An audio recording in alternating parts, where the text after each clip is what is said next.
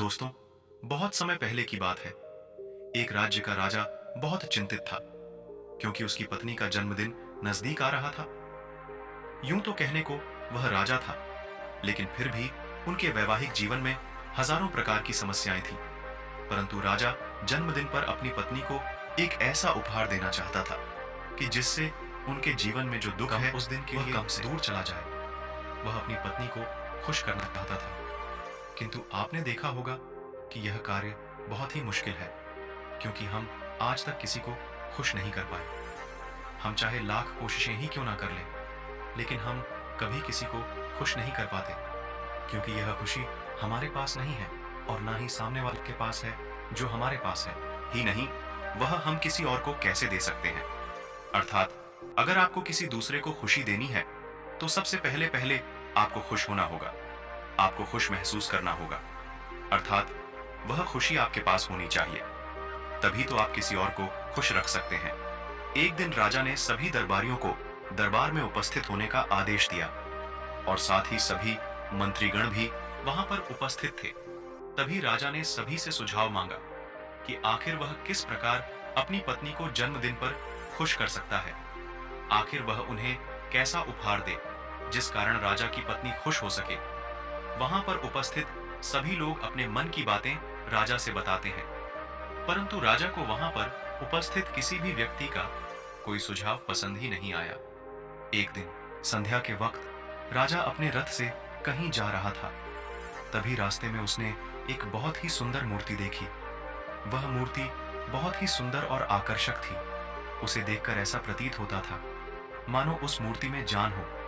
उस मूर्ति को देखकर राजा बहुत प्रसन्न हुआ और वह तुरंत ही मूर्तिकार के पास पहुंचा और राजा उस मूर्तिकार से कहता है, तुम तो बहुत बड़े कलाकार हो, तुम्हारी मूर्तियों में चांद नजर आता है।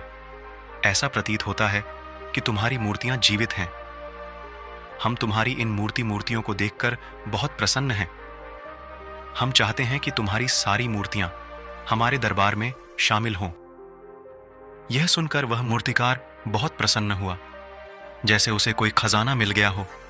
लेकिन तभी राजा ने उस मूर्तिकार से एक और बात कही, देखो, मैं चाहा हूं कि तुम मेरे दरबार में शामिल हो जाओ, किंतु उससे पहले तुम्हें हमारे लिए हमारी रानी की ऐसी मूर्ति बनानी होगी जिसे देखकर वह खुश हो जाए और अपने सारे दुख दर्द भूल जाए। और यदि तुम ऐसा ना कर सके तो मैं तुम्हारा सर धड़ से अलग कर दूंगा। राजा के मुख से यह सुनकर मूर्तिकार घबरा गया, उसके पसीने छूट गए। वह राजा को मना भी कैसे करे, इसीलिए उसने ना चाहते हुए भी राजा को स्वीकृति दे दी। राजा उस मूर्तिकार की बात सुनकर बहुत प्रसन्न हुआ और वह वापस महल लौट गया। लेकिन उधर दूसरी तरफ जो मूर्तिकार अब तक बहुत प्रसन्न था, जो अपने मन से मूर्तियां बनाया करता था, जो हमेशा खुश रहता था, अब वह दुखी हो गया था। वह गहरे दुख में चला गया था।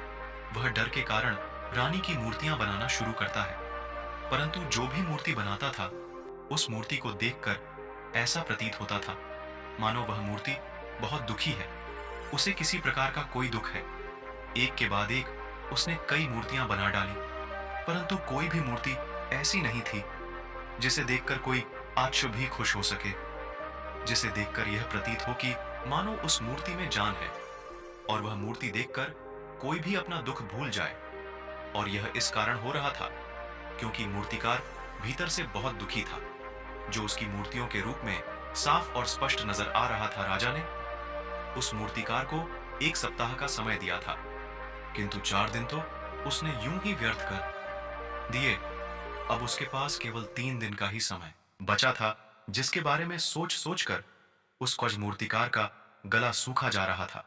डर के कारण अब उसके हाथ पैर भी काम करना बंद कर चुके थे।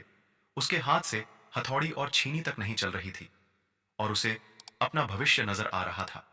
उसे नजर आ रहा था कि राजा उसे मृत्यु दंड दे रहा है। उसके बाद उसके परिवार का क्या होगा? उसके परिवार को कौन संभालेगा? यह सोच सोचकर उस मूर्तिकार का मन बैठा जा रहा था। तभी उसने एक योजना बनाई। वह अपने परिवार को साथ लेकर रात ही में गांव छोड़कर चला जाएगा। यह सोचकर वह तुरंत घर लौटा। उसने सारा सामान बांधा, अपनी पत्नी और अपने बच्चों को भी तैयार किया। वह जैसे ही घर से निकलने वो था कि तभी उसने देखा कि राजा के सिपाही वहां पर तैनात है। यह देखकर वह मूर्तिकार और भी घबरा गया। वह समझ नहीं पा रहा था कि क्या करें। यदि वह यहां से भागने की कोशिश करता है और पकड़ा जाता है तो राजा उसके साथ साथ उसके परिवार को भी मृत्यु दंड दे देंगे। वह कुछ समझ नहीं पा रहा था।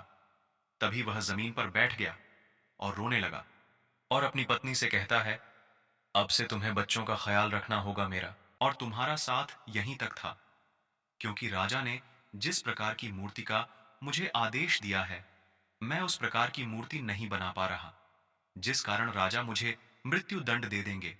वह मेरा सर धड़ से अलग कर देंगे और उसके बाद तो तुम्हें ही बच्चों का ख्याल रखना होगा। इतना कहकर वह जोर जोर से फूट फूट कर रोने लगा। देखते ही देखते रात बीत गई।